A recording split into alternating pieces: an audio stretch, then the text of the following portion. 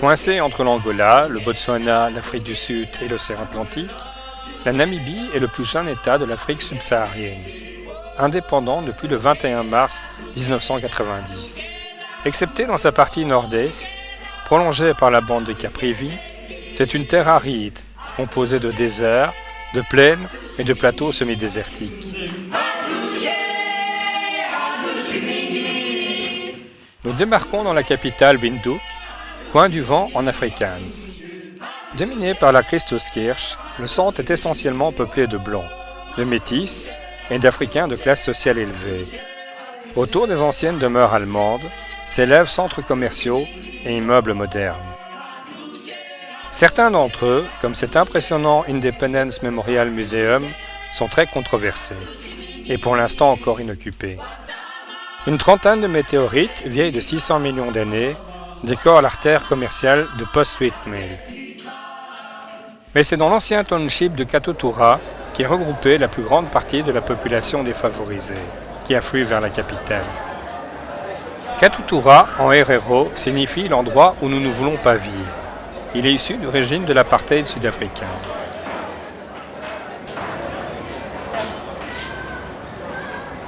C'est suite au massacre du 10 décembre 1959, réprimant les populations noires qui refusaient de se soumettre aux déportations sud-africaines, que naquit la SWAPO. Elle mènera la Namibie à l'indépendance 30 ans plus tard. Mais nous quittons très vite la capitale direction nord, vers le célèbre parc d'Etosha. Avec une superficie de 22 912 km², c'est l'une des plus grandes réserves animalières au monde. Au centre, le Pan est un immense lac salé asséché, vestige d'une ancienne mer intérieure évaporée. Ici, de nombreuses espèces se côtoient. Les plus nombreux sont les springboks, les zèbres et les oryx. L'antilope sauteuse, ou springbok en afrikaans, se particularise par sa faculté à exécuter de grands bonds pour signaler un prédateur. Dans le parc, aucun animal n'est chassé, et bien souvent l'homme fait partie du décor. Il n'est pas considéré comme un danger. Pour cette raison, il est possible de s'approcher raisonnablement de la faune. Comme nous ne sommes pas considérés comme des prédateurs, nous ne pourrons pas filmer les bonds de 3 mètres en hauteur qu'exécutent les springboks. Ils sont également capables de sprinter à des pointes de 115 km/h sur quelques centaines de mètres. Bien adaptée aux régions chaudes et sèches où il vit, la tête du springbok possède un véritable système de refroidissement du sang, qui fonctionne grâce à l'air inspiré. Étant donné sa vitesse de pointe, le principal prédateur du springbok est le guépard, seul à pouvoir rivaliser avec lui à la course. Autre habitué des points d'eau, l'oryx est une antilope qu'il ne faut pas provoquer. En cas de menace, il est capable de charger son ennemi de face et de l'éventrer avec ses cornes. Loin d'être en voie de disparition, il est une des viandes les plus consommées dans le pays. Les zèbres ne s'éloignent jamais trop des points d'eau. Ils n'ont pas, comme l'oryx et le springbok, de grande capacité à s'adapter à la sécheresse. On ne connaît pas exactement les raisons de la robe noire et blanche de cet équidé. Est-ce une forme de camouflage stroboscopique qui lui permet de se confondre dans le troupeau lorsqu'il court, ou une protection contre les mouches tsetse qui ne sont attirées que par les grandes surfaces monochromatiques? Aucune hypothèse n'est à ce jour confirmée. Les zèbres vivent généralement en groupe en compagnie des gnous. Ces bovidés particulièrement grégaires vivent en troupeau, composés de harems défendus par des mâles dominants qui entendent le rester. Les duels se terminent généralement sans blessure par le départ du mâle dominé. Le dominant est généralement très protecteur pour son harem. Face à un prédateur, il ne fuit pas. Il l'encercle à la course pour s'abattre subitement sur lui. Elle non plus ne passe pas inaperçue. La girafe peut atteindre jusqu'à 5,50 m de hauteur. Pour boire, elle est obligée d'adopter une position périlleuse, soit en pliant les genoux, soit en écartant les pattes. Son long cou lui permet d'avoir accès aux pousses les plus tendres des acacias, en évitant les barrières d'épines du bas. Elle n'a guère comme prédateur que le lion, qu'elle voit arriver de loin. Seuls les plus faibles, les girafons ou les animaux malades, sont réellement menacés. Peu rapide à la course en terrain plat, les koudous deviennent des proies idéales pour les lions, les hyènes et les guépards lorsqu'ils s'aventurent au point d'eau. Ils sont plus en sécurité en terrain rocheux ou dans les sous-bois. Les lions vivent généralement en troupes pouvant atteindre jusqu'à 30 individus. Les jeunes mâles sont exclus du clan à l'âge de 2 ou 3 ans, alors que les femelles y passeront l'entièreté de leur existence. Cette pratique empêche tout risque de consanguinité. Ce sont les femelles qui chassent. Les mâles sont trop occupés à défendre leur harem face aux coalitions de jeunes exclus en recherche de nouvelles troupes. Lorsqu'un vieux mâle est exclu de sa troupe, leur jeune progéniture en fait généralement les frais, le nouvel arrivant pratiquant l'infanticide. Les femelles retrouvent ainsi rapidement leur fertilité. Au sommet de la pyramide alimentaire, les lions ne craignent même pas les hommes et ne manifestent aucune crainte de traverser la piste entre les voitures.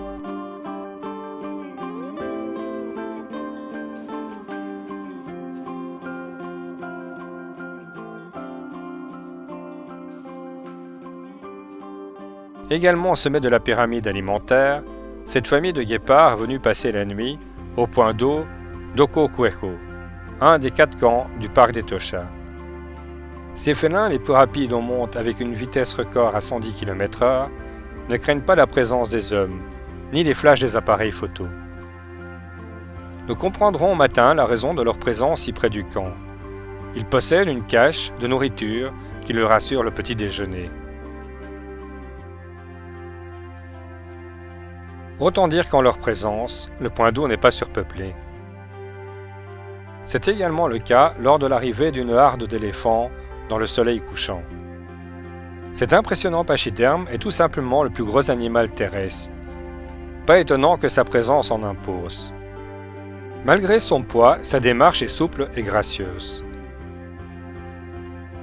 Comme il consomme jusqu'à 140 litres d'eau par jour, ses déplacements sont conditionnés par la présence de points d'eau, ainsi que par une végétation diversifiée qu'il consomme dans des proportions allant de 150 à 260 kg par jour, selon la saison.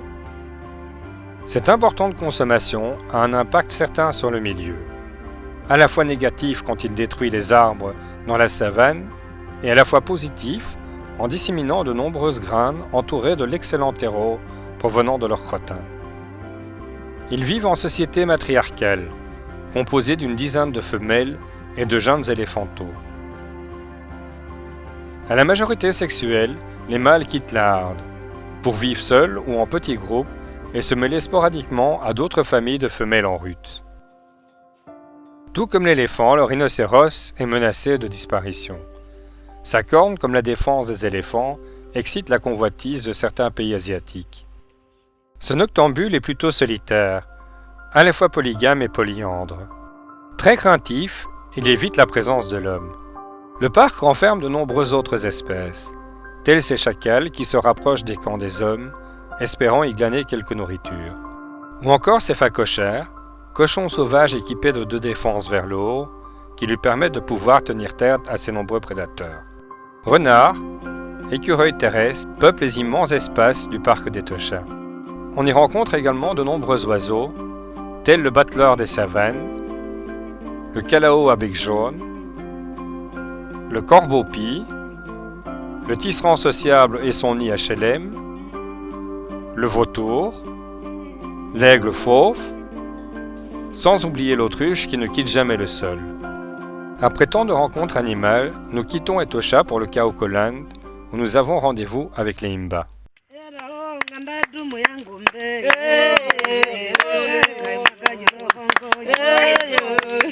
Les Himba forment une ethnie qui peuple le nord-ouest de la Namibie, à la frontière avec l'Angola, aux chutes des Poupas sur la rivière Kunene. Mais cette ethnie, dans laquelle nous nous sommes fait des amis, est l'objet d'un reportage spécifique.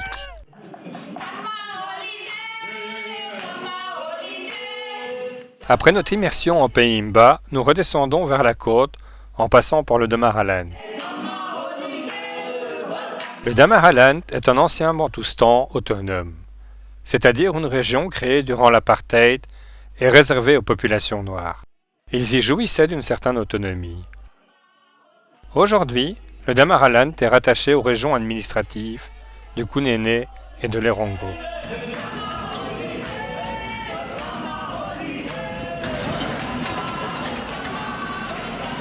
Une étape à Grootberg nous permet de nous reposer et de nous doucher après notre épisode chez les Zimba.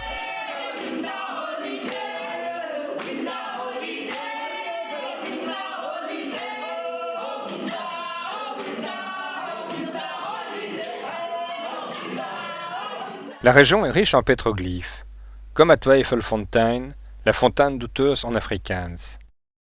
Inscrit au patrimoine mondial de l'UNESCO, le site recèle une des plus importantes concentrations de gravures sur roche d'Afrique. Elles sont l'œuvre des chasseurs-cueilleurs San qui vécurent ici avant l'arrivée des Damara.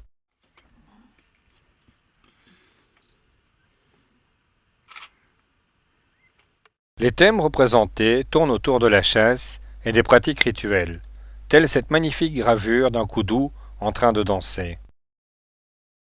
Outre les gravures, on peut également y admirer 6 abris sous roche décorés de représentations humaines et animales peintes à l'ocre rouge.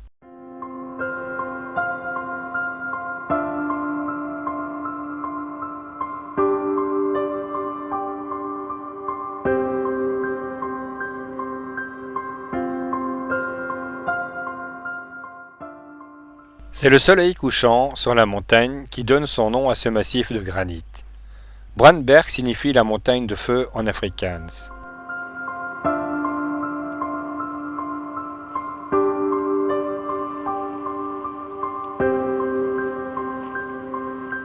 Peinte il y a plus de 2000 ans par les Bushmen, la White Lady est la plus connue des peintures rupestres du Namaaraland.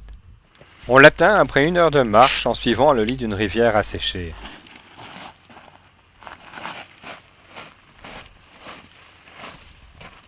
Ici, pas de gravure, mais des peintures dont le personnage central est la Dame Blanche, entourée d'autres humains et de divers animaux. Si ce sont principalement des oryx qui sont représentés, on peut également y voir une gazelle girafe et un écus quagga, une sous-espèce de zèbre rayé uniquement à l'encolure, et disparue depuis 1878. La White Lady est en réalité un chaman, et plutôt qu'une scène de chasse, la fresque représenterait une danse rituelle.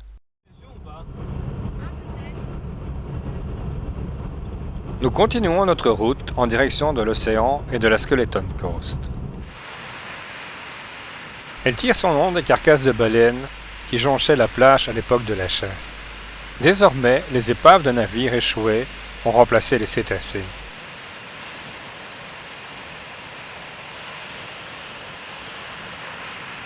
Créé en 1892 par les Allemands, Swakopmund devait être le port de la colonie germanique à 30 km au nord de celui anglais de Walvis Bay. Mais en 1915, les troupes sud-africaines s'en emparent et les activités portuaires sont transférées à Walvis Bay. Swakopmund se reconvertira en station balnéaire, la destination favorite des Allemands en Afrique, comme en témoignent ses nombreuses bâtisses d'inspiration germanique. Nous rejoignons le port de Walvis Bay pour une balade en mer à la découverte de la faune marine, abondante grâce au courant du Benguela. Ce courant froid qui remonte la côte africaine est riche en plancton, premier maillon de la chaîne alimentaire marine. Les pélicans accourent en masse à la traîne du bateau. Ils savent qu'ils seront récompensés de leurs efforts par un poisson frais, parfois attrapé en vol.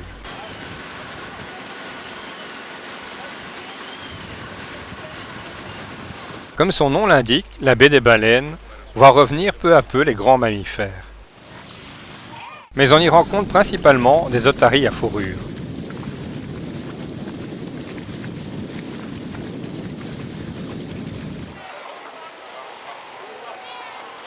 Elles passent le plus clair de leur temps dans l'eau, mais ne s'éloignent guère du rivage.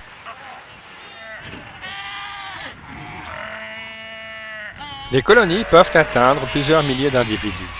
Celle de Cape Cross, à 128 km au nord de Swakopmund, dépasse les 100 000 têtes. Il s'agit d'une des plus grandes concentrations d'otaries au monde. Cette concentration est parfois difficilement supportable au niveau de l'odeur. Leur consommation en poisson est énorme. Les 15 colonies namibiennes sont supposées en manger autant que les habitants de la Namibie et de l'Afrique du Sud réunis.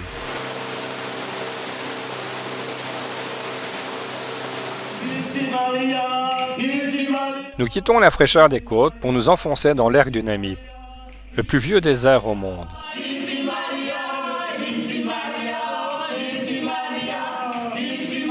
Quelques cours d'eau traversent le Namib, mais ils sont pratiquement toujours à sec. Une des rares rencontres que nous ferons dans ce désert minéral se résume à une famille de babouins. Ils appartiennent à l'espèce des babouins de Chacma, dont une petite population s'est adaptée aux conditions extrêmes du canyon de Koisep. Il est capable de se passer d'eau durant 10 jours.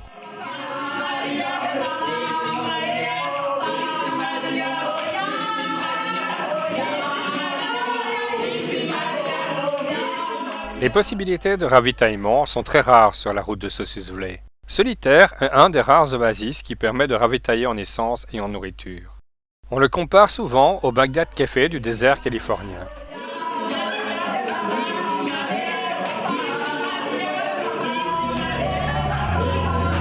Il faut un 4x4 pour atteindre un des plus beaux sites de Namibie.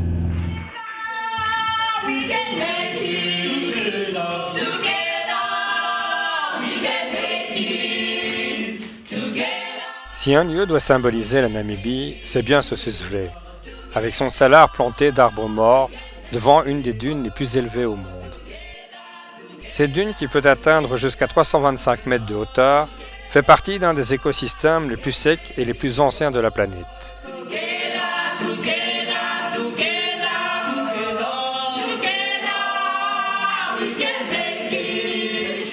Même si le vent modifie sans cesse la forme des dunes, elles se sont sans doute formées il y a 3 ou 5 millions d'années par l'accumulation de sable venant du Kalahari.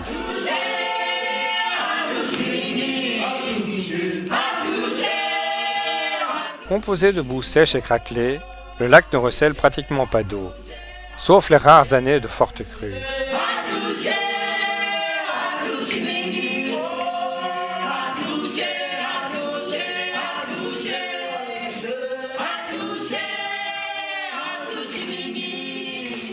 À 45 km du canyon de Sesrim, la dune 45 est une des plus accessibles du parc. Très photogénique grâce aux quelques arbres torturés qui la bordent, elle est l'endroit idéal pour assister au lever du soleil.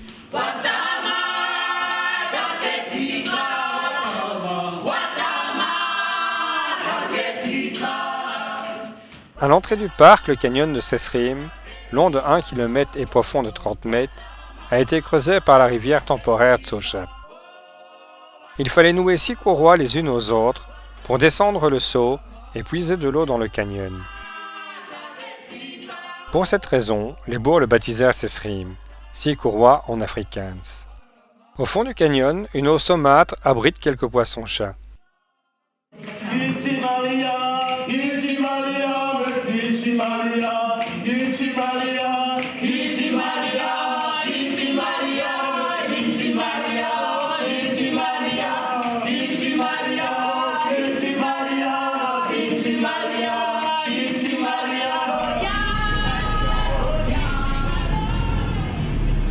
Nous poursuivrons notre route vers le sud et le Fish River Canyon, en nous arrêtant à Hausse pour y admirer les chevaux sauvages. Ces animaux à l'apparence osseuse se sont adaptés aux rudes conditions désertiques et peuvent vivre sans eau durant 5 jours.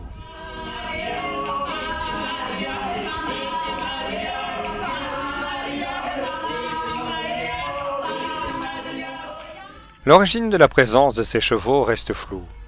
Pour certains, ils seraient les descendants de la cavalerie de l'armée impériale allemande, abandonnée durant l'invasion sud-africaine en 1915.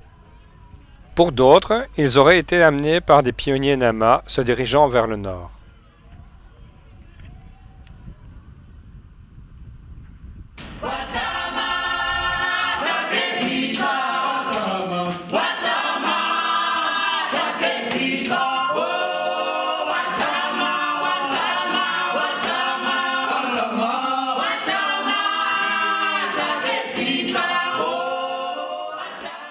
Situé dans le sud de la Namibie, le Fish River est le fleuve intérieur le plus long du pays. Avec près de 160 km, son canyon après celui du Colorado est le deuxième plus long au monde.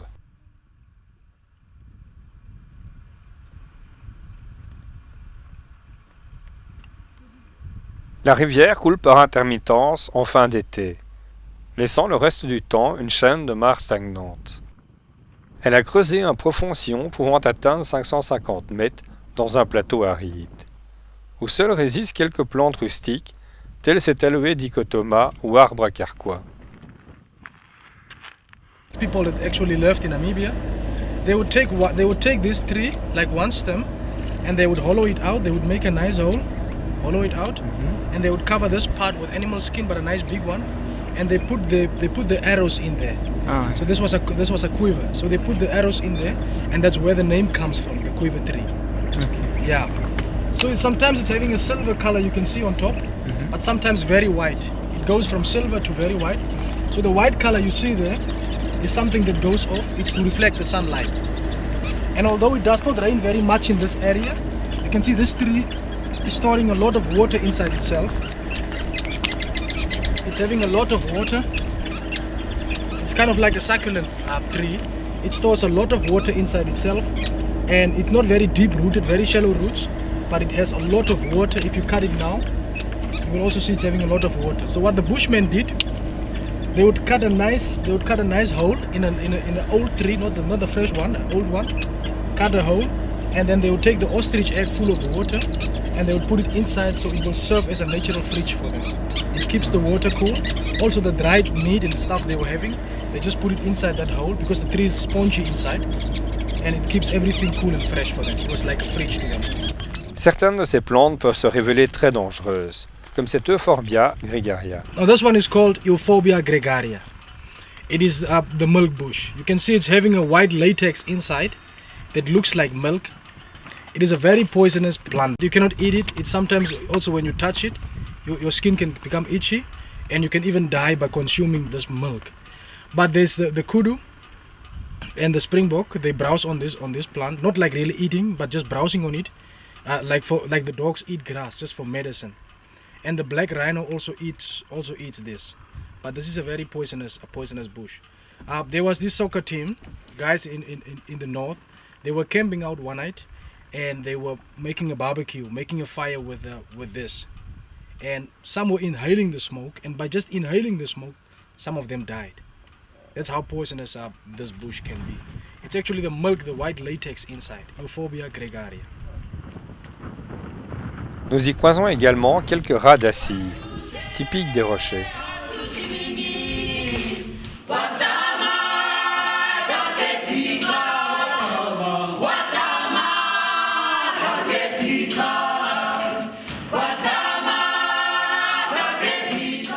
Ce canyon est également un extraordinaire terrain de jeu pour les trekkers aventuriers.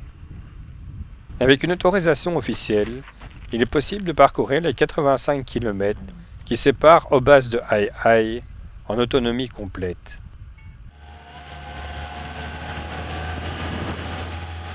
Il est maintenant temps de remonter vers Windhoek, car le voyage tire à sa fin. En chemin, nous nous offrons un dernier arrêt aux portes du Kalahari, pour y admirer un dernier coucher de soleil sur le désert.